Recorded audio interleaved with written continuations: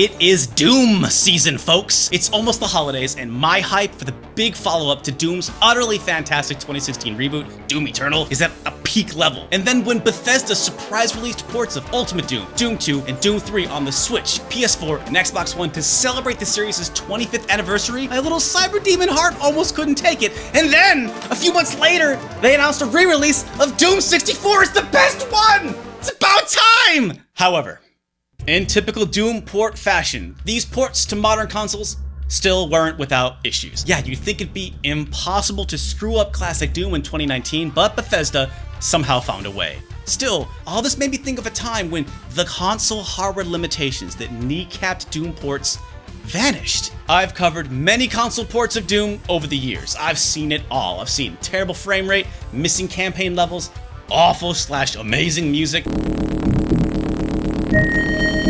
But for this episode, we move to an era where all of that changed, or where it should have.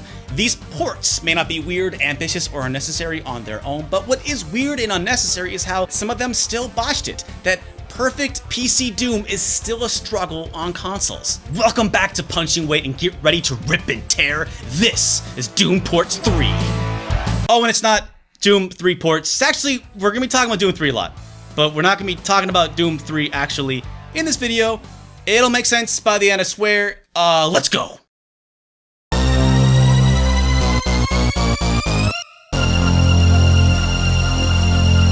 We start with Doom 3 Limited Collector's Edition for the Xbox. I've owned this game since it came out in April 2005. Not because it's an interesting and ambitious port of Doom 3, no, the reason I hunted this game down was because it had Ultimate Doom and Doom 2. And I do mean this version. Vanilla Xbox Doom 3 did not have classic Doom for some reason. Now that alone was all I needed, but what I didn't realize at the time was how important this release was. This would be the first time these games would appear on consoles in their entirety. Every single console port of Doom until this point had levels missing or slimmed down, a different soundtrack, and only a few had any multiplayer to speak of. For over a decade, Doom had not been fully represented in the console space, but that finally changed in 2005. Made by Vicarious Visions, this port of Doom 3 is interesting in its own right, but again, we're saving that discussion for another time. Truth be told, this is still the only version of Doom 3 I've ever played, so I got some catching up to do.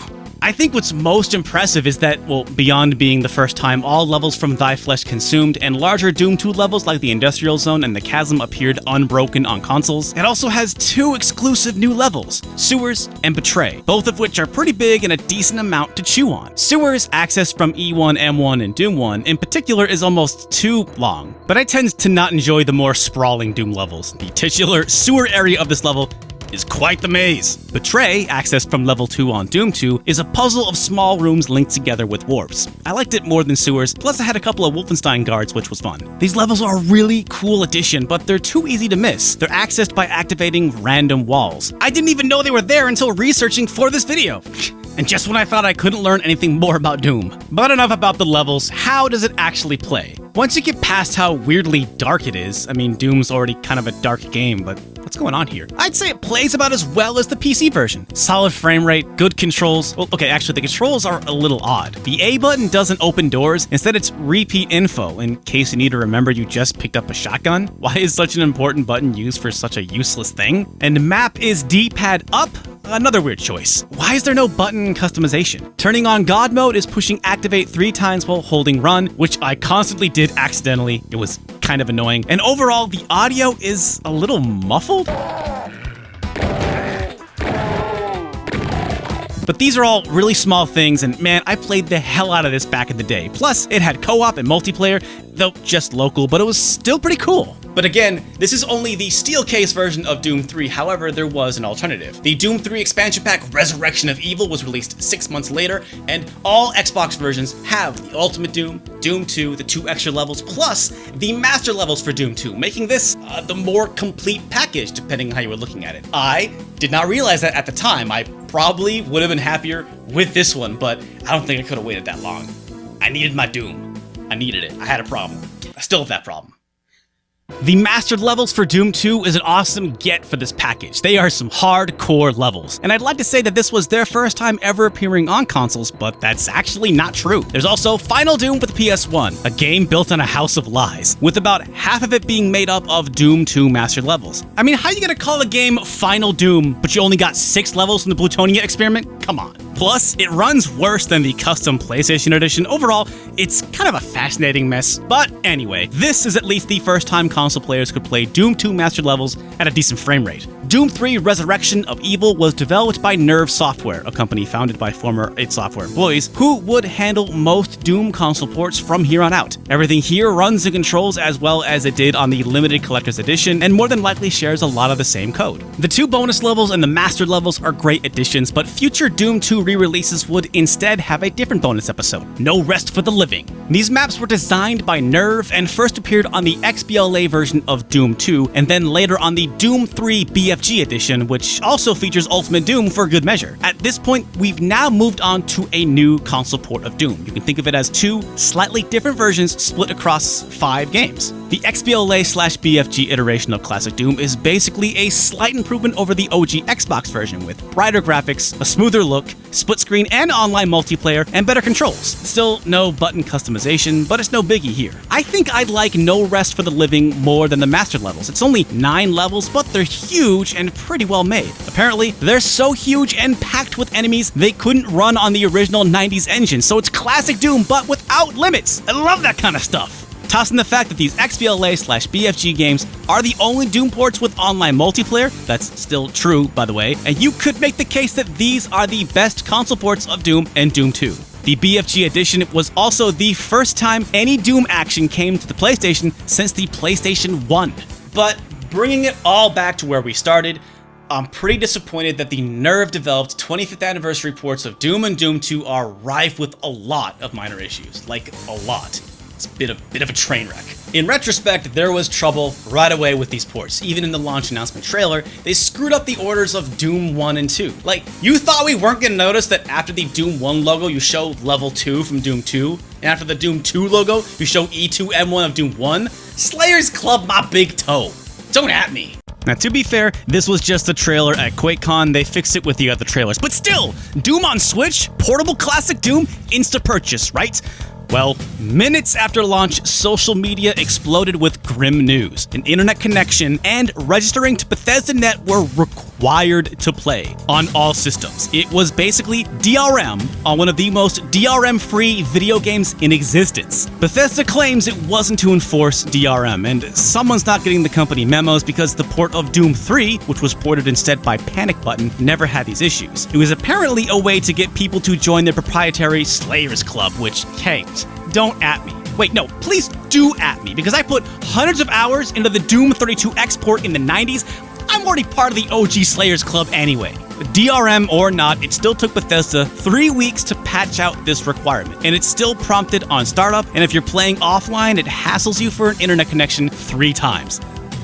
Dude, should I just get my GBA instead? Okay, but what about the actual gameplay itself? Let's talk about the game. I went all in on the Switch port because, you know, I'm all about Doom on the go, so I can't speak for PlayStation or Xbox, but I can say these are some pretty solid ports of Doom. All the levels, all the monsters, it's all here, but still with the few baffling issues. The Switch version apparently has dropped frames when docked, though not enough for me to notice, and I wasn't a huge fan of playing with Joy-Cons. Movement felt better on a Pro controller, which is a bummer because I bought this for portability. And it crashes sometimes when you put it into sleep mode. I mean, come on, guys. We actually got footage of it happening earlier when we were setting it up. Roll it!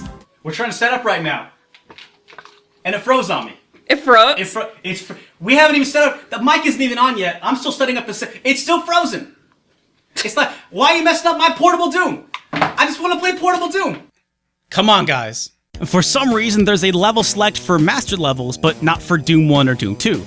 This is a small complaint, but I would have really loved the option to just jump right to the Tower Babel and start trading rockets with the Cyber Demon. There's been a lot of hubbub about the music, and it's true. At the time of producing this video, the music in these 25th anniversary ports is a bit slower than the PC original. Now, my favorite version of Doom is the PlayStation 1 port, which doesn't have any of this music, so I didn't even notice at first. But it turns out I should have noticed a long time ago, because this is how the music plays in every port Nerve has ever done. Switch. XBLA, original Xbox. I compared them all. The music is slower in every single one. What I did notice was the inaccurate lighting. My favorite jump scare in E1M3 is ruined, etc. This strange lighting also appeared in the BFG versions. Now apparently these two issues are going to be patched out eventually, but seriously, what the cacodemon?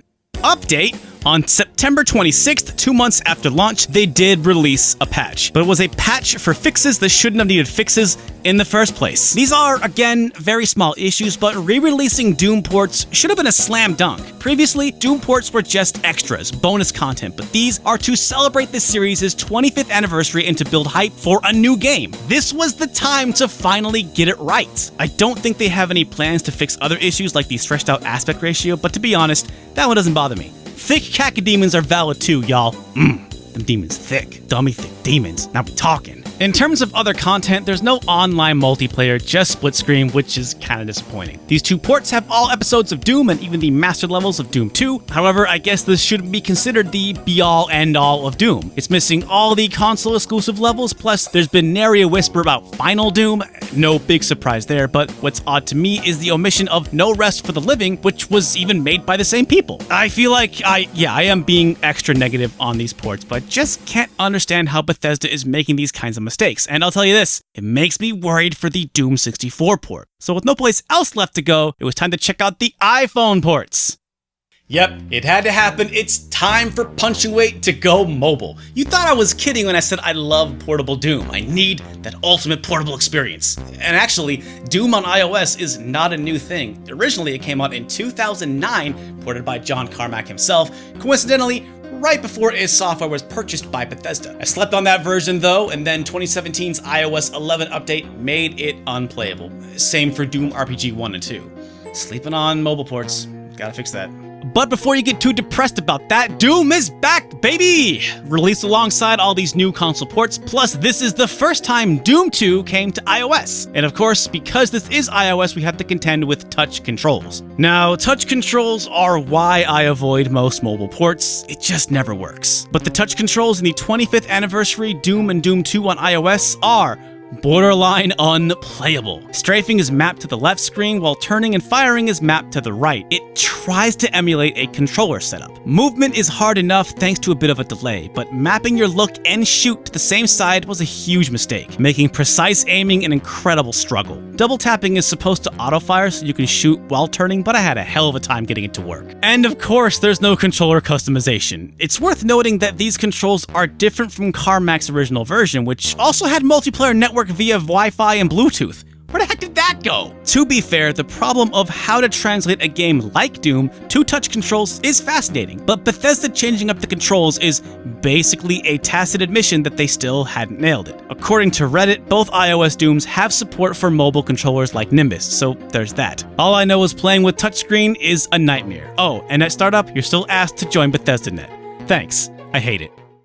So yep, another horribly compromised port of Doom. The circle of life continues. Is this about as good as it could get on a smartphone? I guess I'm not the best person to ask, but how about this? I have played the Saturn and 3DO ports for multiple hours. I've played a lot of bad Doom, but I've never rage quit Doom before iOS. Is that its own recommendation? I don't know. Pull out your smartphones, friends, and play the worst version of Doom I've ever experienced. Can I stop? Yeah, you can stop. That's enough Doom for now. 2019 has become a banner year for Doom. We'll definitely be back when they release the re-release of Doom 64. And oh snap, will it run as shockingly good as Doom 2016 did? You're gonna want to hit that subscribe button and ring the bell because we got a lot of great stuff planned for the next few months. Also, we got new t-shirts and other merch. And of course, the specialist possible thanks to our Patreon supporters who make sure we'll still be able to make videos even if YouTube finds some ridiculous random reason to shut down or hide the channel. Join their ranks, see your name here, or hey, just keep watching. And thanks so much for watching. I'm Derek Alexander, this is Stop Skeletons and Fighting, and we'll see you again real soon.